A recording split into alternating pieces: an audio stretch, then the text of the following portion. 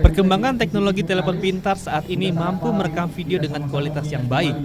Melihat kesempatan ini, salah seorang wartawan dan penggiat mobile journalism, Mushar Afandi, memanfaatkan kecanggihan telepon pintar untuk melakukan peliputan dimanapun dan kapanpun.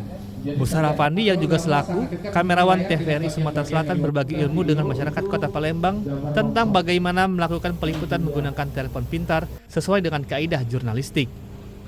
Karena saat ini ternyata di era konvergensi dengan kemajuan teknologi saat ini, ternyata dengan hanya mengandalkan smartphone itu orang bisa membuat video yang menarik dan bahkan menjadi video jurnalistik, video berita.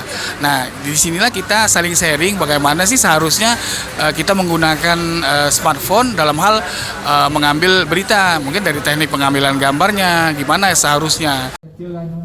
Salah seorang peserta, Raden Abdurrahman, mengatakan kebutuhan penyampaian informasi makin hari makin cepat sehingga membutuhkan peralatan yang mampu merekam dan mengedit secara cepat dan dengan kualitas yang bagus, yakni menggunakan telepon pintar.